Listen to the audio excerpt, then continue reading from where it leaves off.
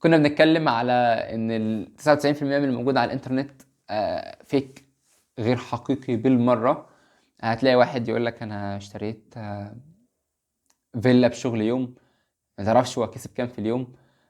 تمام ماشي، انت شخص جامد، فشكرا، ربنا يجازيك خير وربنا يزيدك عقبال ما تشتري قصر يا باشا. مش استفاد حاجة، فاهمني؟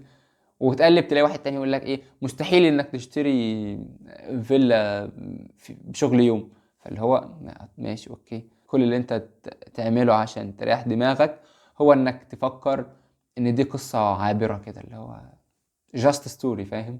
عادي، حاجة نفعتك خدها يا باشا واشتغل عليها وتمام. حاجة انت ما استنفعتش بيها خلاص طنشها، ولكنها موجودة. يعني دخلها من الودان دي وطلعها من نفس الودان، ما تستناش انها تعدي من الودان التانية، فاهم؟ بس. ونخش بقى على الدرس اللي قبل الاخير، وهي آية قرآنية استوقفتني جدا. وقت ما سمعتها كنت وقتها جضان وزهقان، زي ما انت عارف، انت دخلت الجيش فمش عارف مستقبلك فين.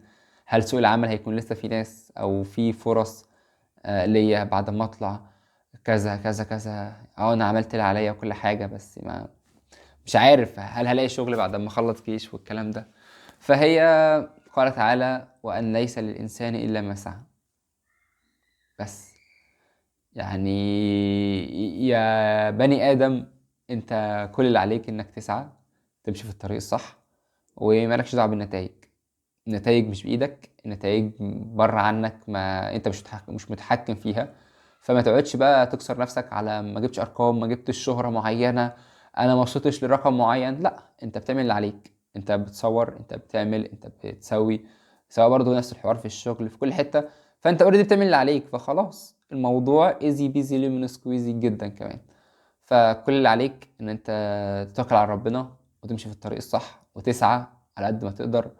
مش بقول لك بقى ان انت تحبط نفسك او ما تذاكرش او اي حاجه من دي، لا طبعا. كل اللي عليك ان انت تعمل اللي عليك وربنا هيجازيك.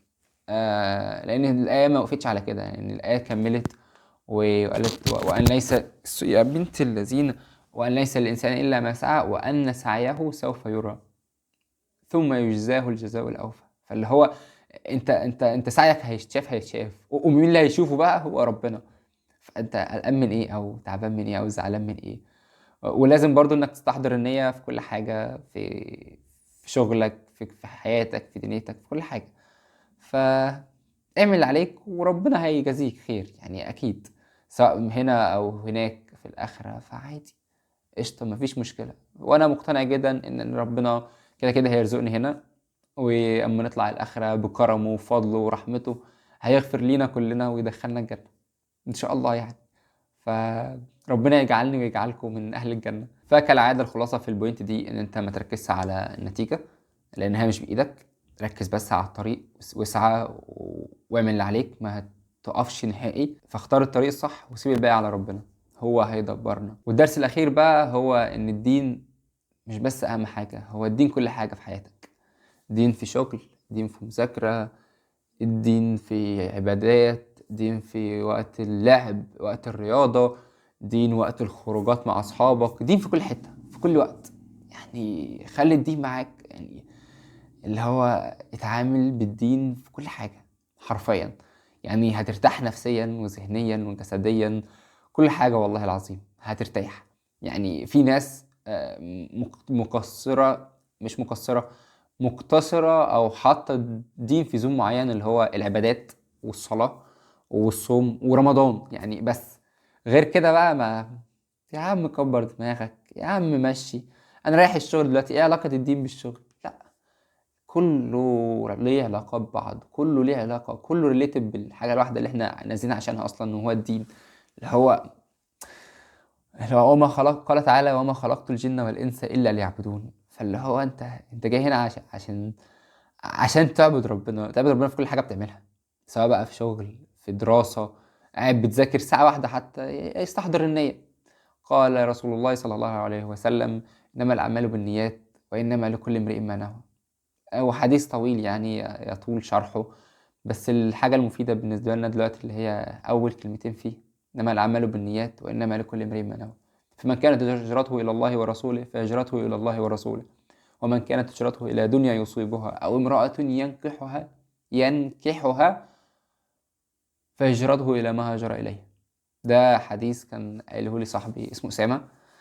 حرفيا من ساعتها دايما بستحضر النية في كل حاجة، وتقريبا هو بيؤجر على كل حاجة حاليا، فيا بخته، يا بخت والله. وحاليا انا بقول لك كده عشان بعد كده يبقى يا بخت انا، فاهم؟ فاستحضر النية في كل حاجة. حرفيا النية لازم تكون موجودة في كل الأعمال راحة فظيعة. يعني انت اكيد حاسس باللي انا حاسس بيه دلوقتي. وبس مش عايزين نقتصر ان الدين كله عبادات، لا، هو الدين تقريبا 20% منه عبادات والباقي كله معاملات. يعني عامل شخص معاك بطريقة كويسة، ما تزرش عليه. لو انت في الجيش، الزر ده اللي هو انك تبقى عصفورة، او ان انت ايه، تقعد تفتن على واحد عمل حاجة معينة عشان تأذيه، فاهمني؟ حتى لو مش مقتنع ان هو هيتأذي، بس هو فعلا بيتأذي. فما تزرش على حد. اعملوا سبسكرايب، قول لهم يلا اعملوا سبسكرايب. سلام عليكم، سلام عليكم. الخلاصة من كل ده ان الدين لو فضل محبوس في المساجد، حياتنا هتبقى ضنك، هتبقى ضنك بجد. فحاول يعني ما ينفعش اقول تحشر الدين، تحط ربنا في كل حاجة حرفيا. معاملاتك مع الناس، عامل الناس بطريقة كويسة عشان خاطر ربنا مش عشان خاطر الناس. في وقت صلاتك، وقت شغلك، وقت رياضتك، وانت رايح الجيم حتى لو، فاهمني؟ هي فهماني، فاتمنى تفهمها.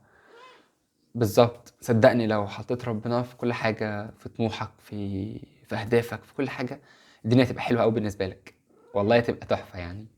اسأل مجرب، يعني اسألني بجد، أنا الموضوع جميل. بس يا صديقي، دول كانوا 6 حاجات أو 6 دروس أنا اتعلمتهم في 2006 2025 أو سنة الجيش عموما، لأن ليها أثر كبير عليا.